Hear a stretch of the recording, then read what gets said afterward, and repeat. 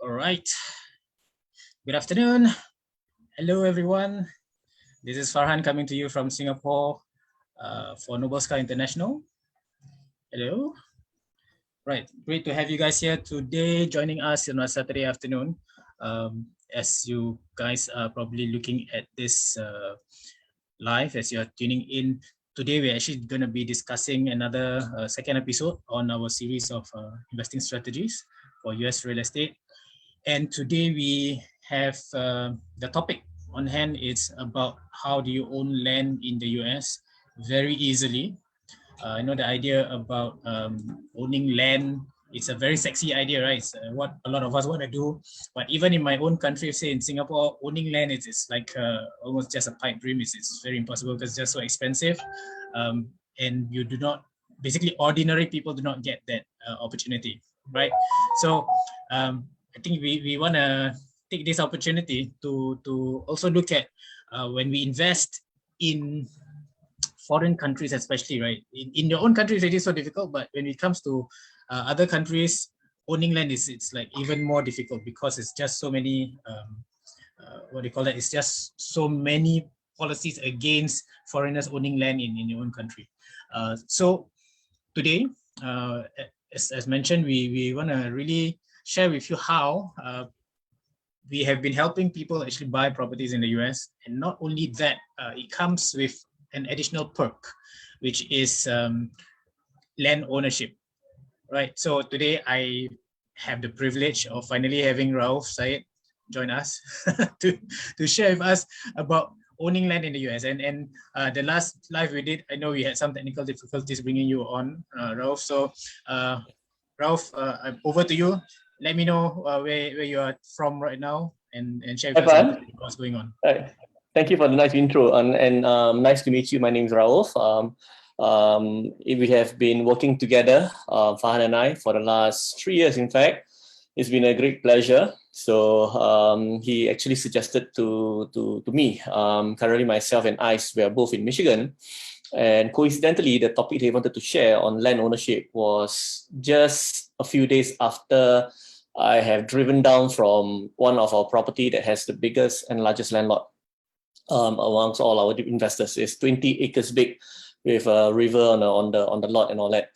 So we were just there a few days ago, and we had the privilege of capturing some videos, and we will hope to actually share with some of the audience today about land ownership and how is it possible, and some of the videos that we capture and some of the different strategies that's available for investors all across the world to utilize and profit from US real estate in particular.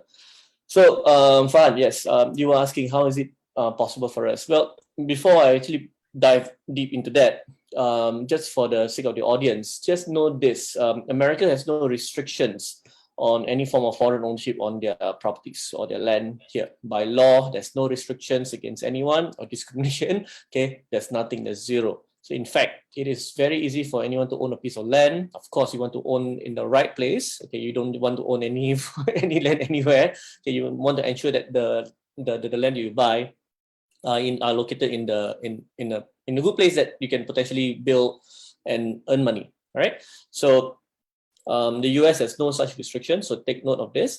And whenever we buy, for example, we enter an auction, we acquire mainly single-family properties. You're not actually buying the property, you're actually buying the land that contains the property, the plot. Okay, the legal description of the property is actually the lot itself, how big the lot is. I'm not talking about condos or that's different. You're actually buying the piece of land and whatever is on the land, that's legally yours. So essentially, you are the land owner.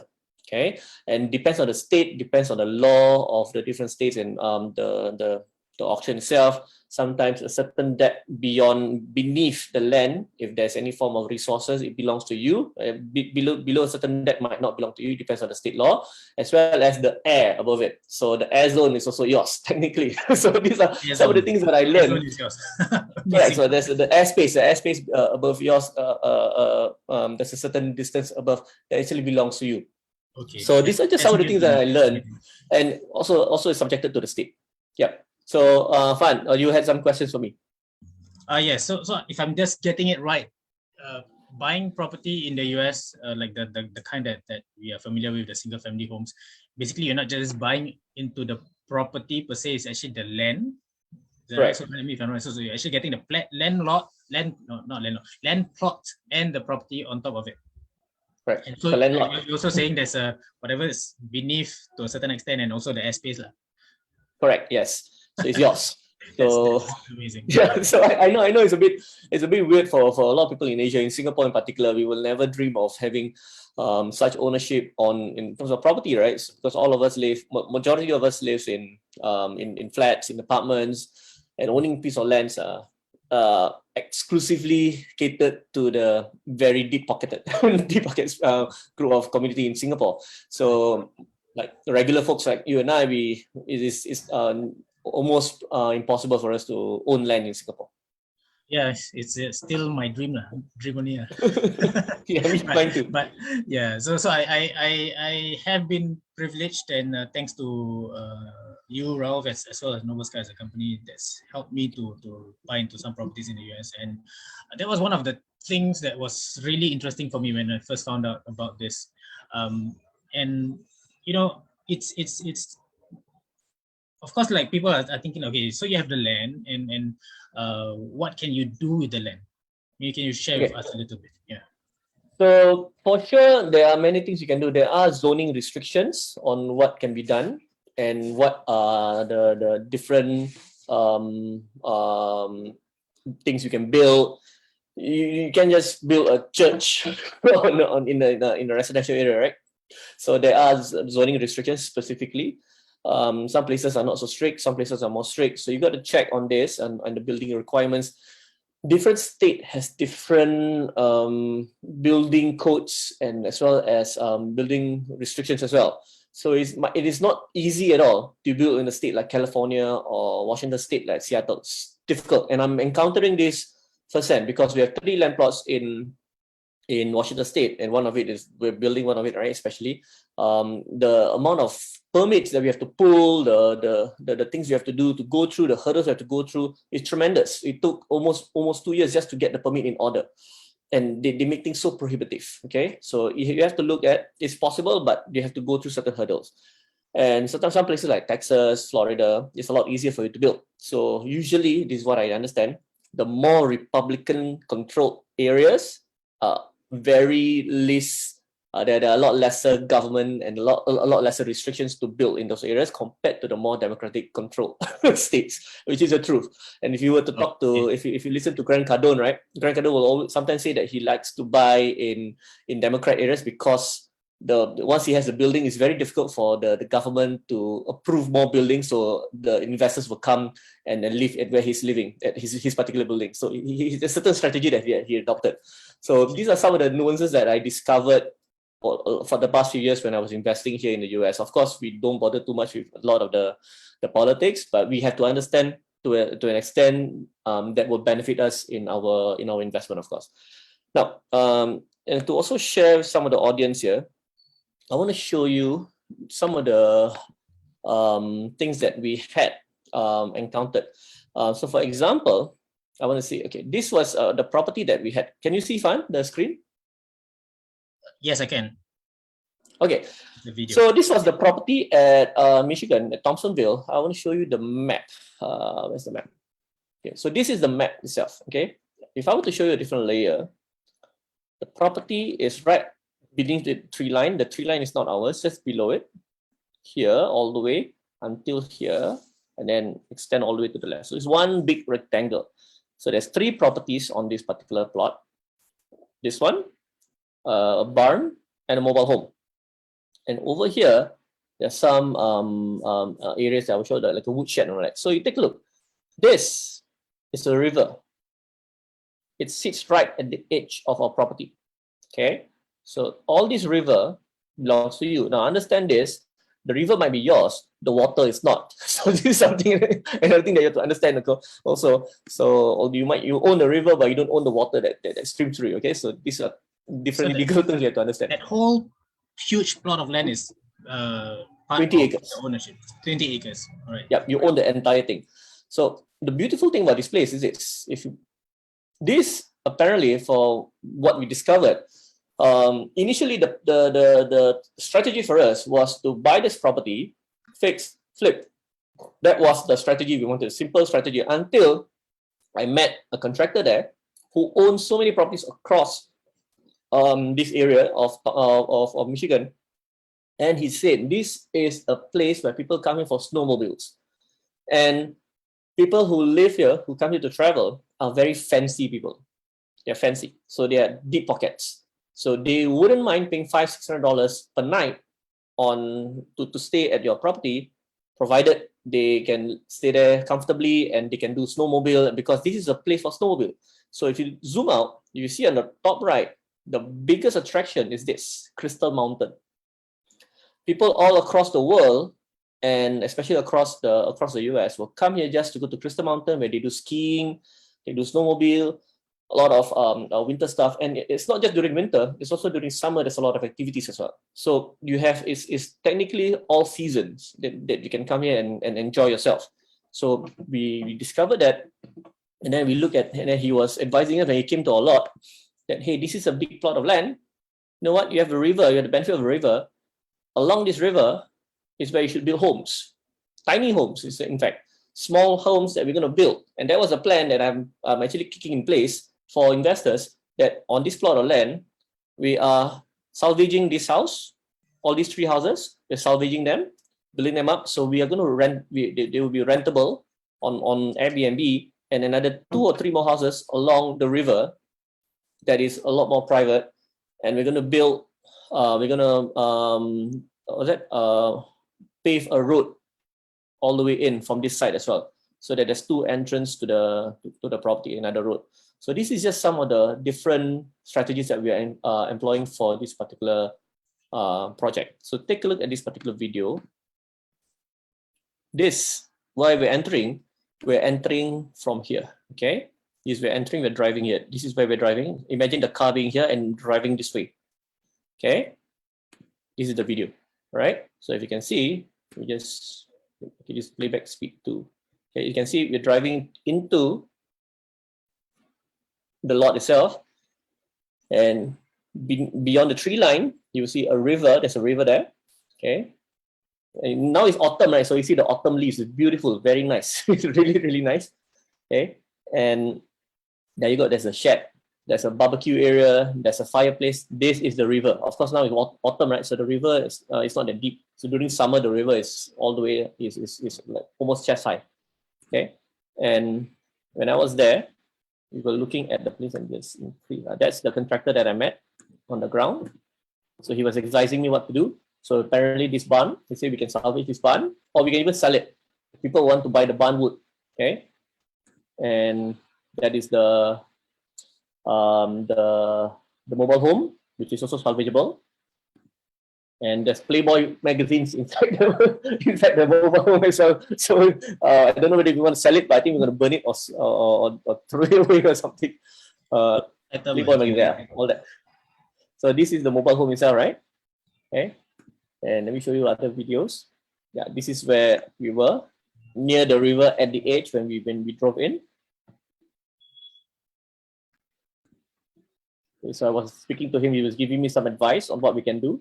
So he owns a couple of beachfront property that is earning him about $100,000 a year on Airbnb, just for those beachfront properties, which is beautiful, and they are located near this place, Traverse City. So this is where we were, and this is another part of the house when we were driving down. We were just walking down. So you can see the lot is huge.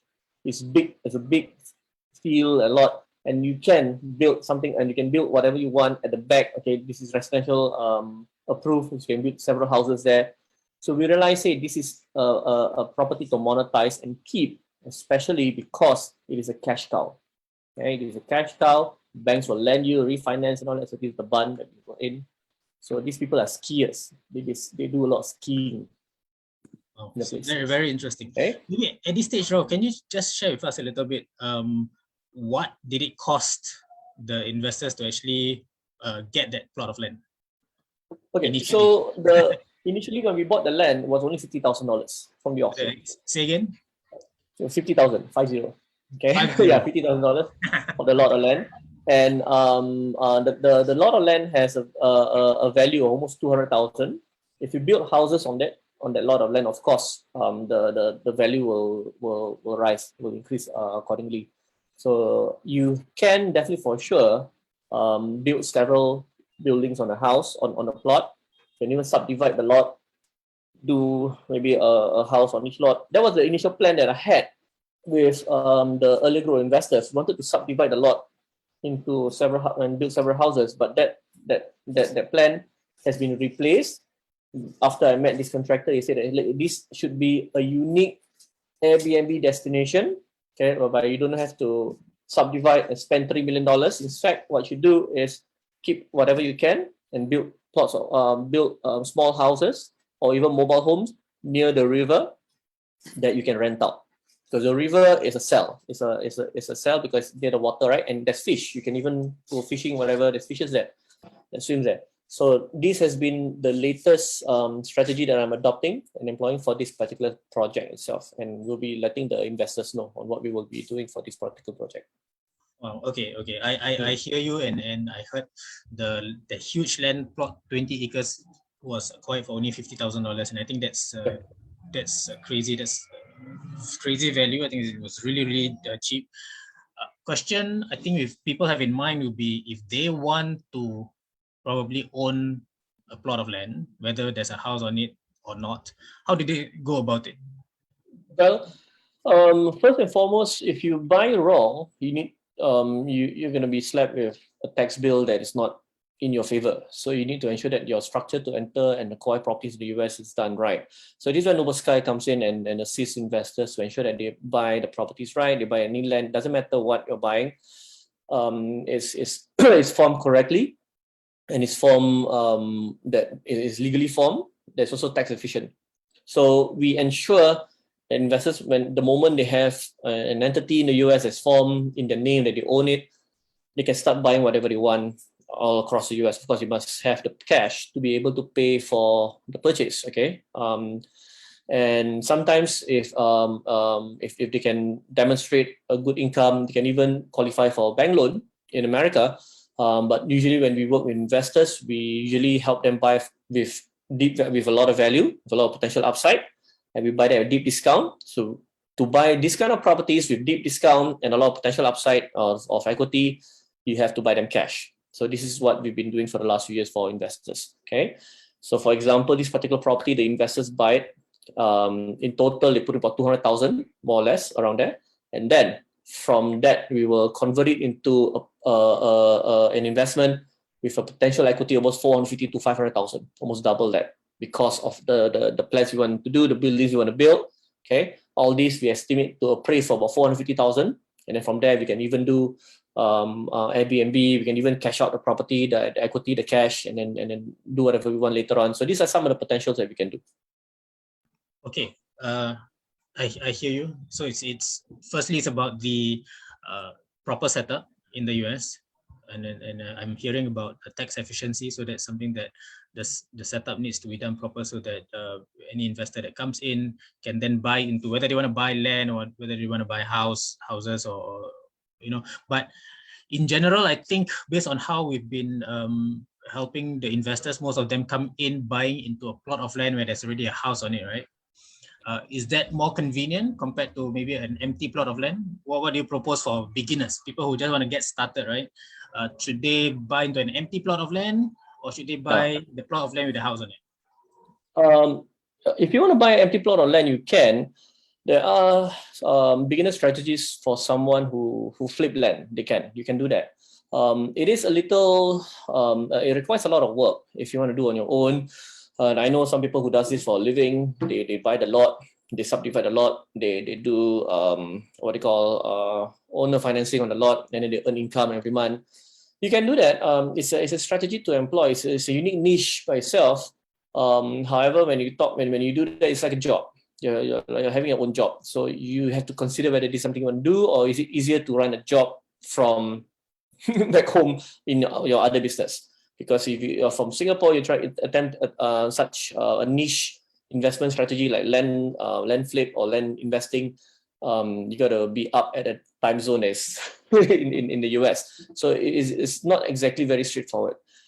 A beginner is best for a beginner to start by the simplest thing to do, frankly, is to join a group whereby they do flip together or rent. Okay, they just buy a property where they can earn rental income. So that would be the advice that I would give for someone who wants to try out, who wants to start out, because especially when you're from Singapore, you don't have much time, you're busy. Affording this time for this business, this business has to be full time. It's going to be a challenge. So I advise a lot of people in Asia, in Singapore, in Malaysia, to look at investing in the US via a partner, via someone who does the whole thing full time for them instead. Of course, if they feel that they have all the time in the world to run their own business, all the more power to them, and all the best. They can definitely attempt this on their own. This is something that I will of course give the give the encouragement. If they think they can pursue that on their own, then by all means. Usually, from 99% of the investors that we met lack the time or lack the capital to, or even experience to attempt this by themselves. Okay, so I get the idea is I won't personally, I would not want to buy an empty plot of land either, because that will require a lot of work to even put something up there for anyone to be interested, because just an empty plot of land, unless you know developers or people who can help you develop that land, then I think it's going to be quite a challenge, right? That's right. Okay, Rauf, maybe let's take we don't want to take too long based on a Saturday afternoon. I think people want to go out for lunch and all that. So maybe let's just open this session up for any questions. Any of you who may be tuning in right now. There's anyone watching? Yeah, we do have 19 people right now. So the 19 of you who are tuning in. Yeah, any questions that you have, just type in the chat. Let us know whether you have specific questions about owning land in the US, or maybe about owning properties in the US in general. We'll be happy to answer any of your questions. Right.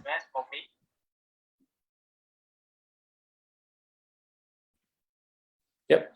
So for anyone who thinks that this is an investment that what we're looking at, for example, is the dashboard.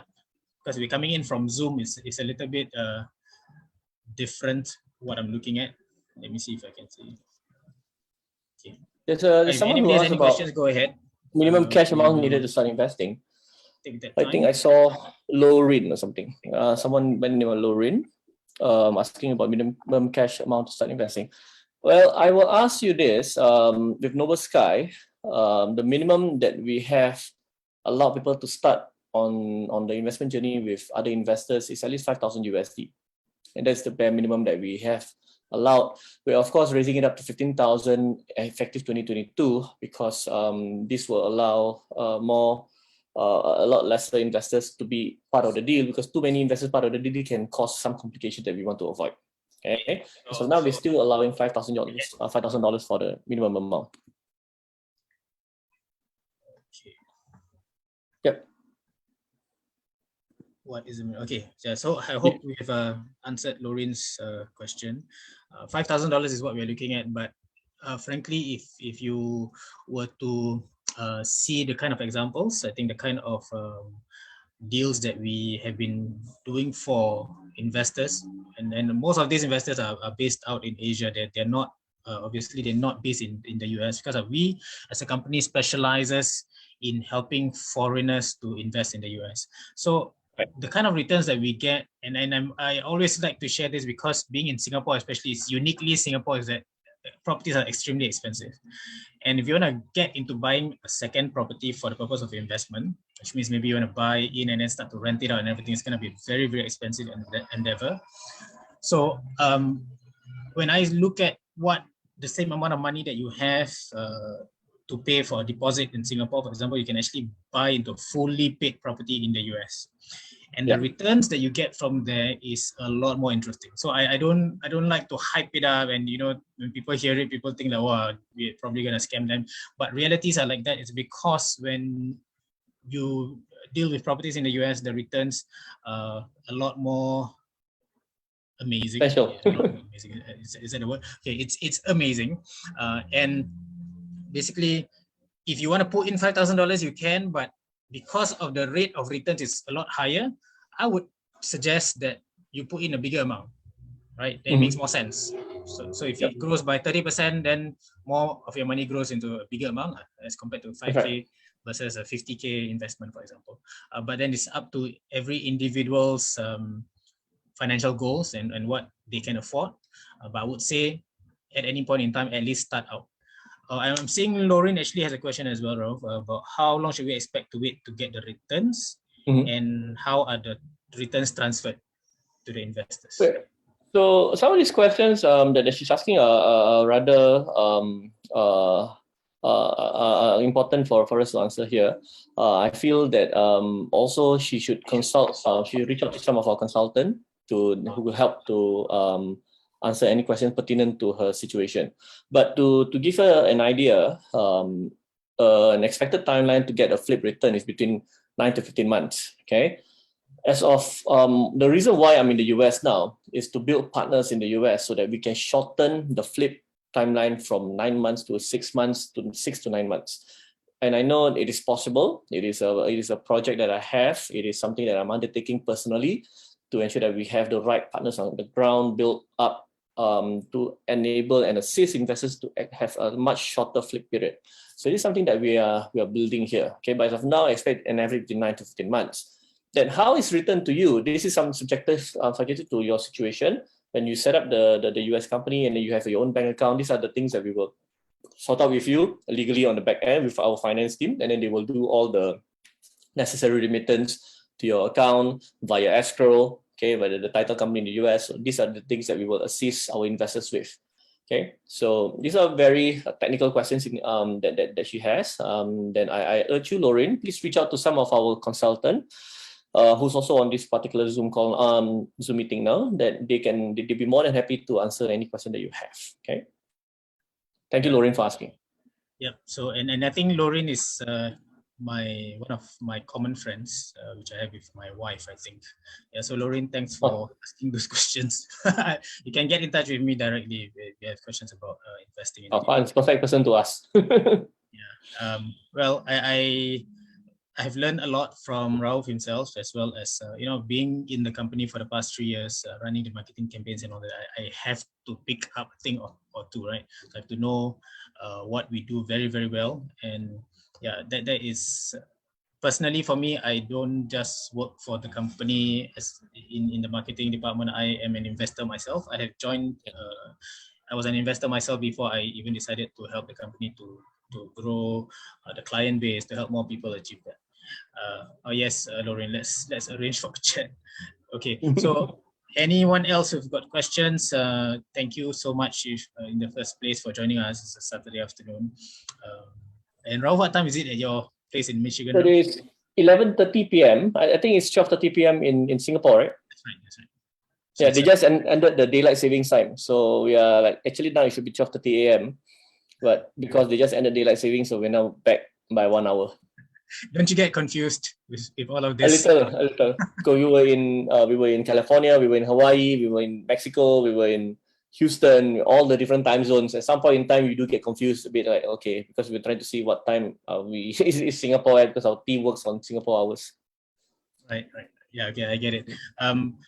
Well, anyone else, if you do not have any other questions, what you can do is, if you were to watch this video on post live, which means the replay of this version, you can still ask any of your questions through the comments. We will still be able to see your questions and we'll be happy to answer them. Right. So at the same time, it's almost the end of 2021, and I have this to say: if we've been running workshops or webinars called US Real Estate Secrets, right? And I think at this stage in 2021, there's been so much talk about the US economy and how it's doing very well even through the pandemic. My point is that at this stage, it is no longer a secret. It is an open secret. Everybody knows the US market is doing really well. So if now 2021 is ending, and if you have not yet gotten yourself involved in US real estate, I think you're already missing out on a lot. Yeah, so do check us out follow us on Noble Sky International. We are on Facebook. We are on Instagram. We are on LinkedIn. In all of these channels, come on, follow us. We'll share with you more information, and especially for foreigners who want to buy into investments, properties in the US, we have the right strategies for you, tax efficient, and it will make a lot of sense for you. So yeah, that's all I have as a parting message. We do this investing strategies series on a weekly basis. That's at least what we're trying to do. I know Rauf is very busy, on the move a lot in the US with ICE. And you guys are going to be there for how much longer? We're still in Michigan until the end of the week. On Sunday, we're driving down to Buffalo, New York, Buffalo and Niagara for our projects there. All right. So we have Carol who says thank you for sharing your knowledge, and Nathan who says thank you, Rauf and Farhan, for sharing. Thank you guys for welcome. In. Yeah, wherever you guys are from, it's been really nice. Right. So again, it's the weekends. Carol, I think it's American. Yes, looks like it. Yeah, from St. John's, Florida. Oh, St. John's, Florida. And Nathan, I'm not sure. Yeah. Well, it's always fun, and you know, to have people joining us from all over the world, and I think that's truly the amazing part to me about what we do for US real estate. We can have anyone from anywhere buying into properties in the US and actually, you know, benefiting from that. So Nathan is from Malaysia. Hi, Nathan. Yeah, hello, Nathan. Okay, all right. So it's been past half an hour. It's been really nice having you, Rauf. Say hi to ICE for me. Will do. Okay, and we will end it here. Thank you so much, guys, everyone, for joining us. Thank you, everyone, and thanks, Farhan, for connecting us on Facebook Live. No problem. It's been really great. It's my pleasure. Right, catch up with you again, Rauf. See you. Bye, guys. Right. Okay. Bye.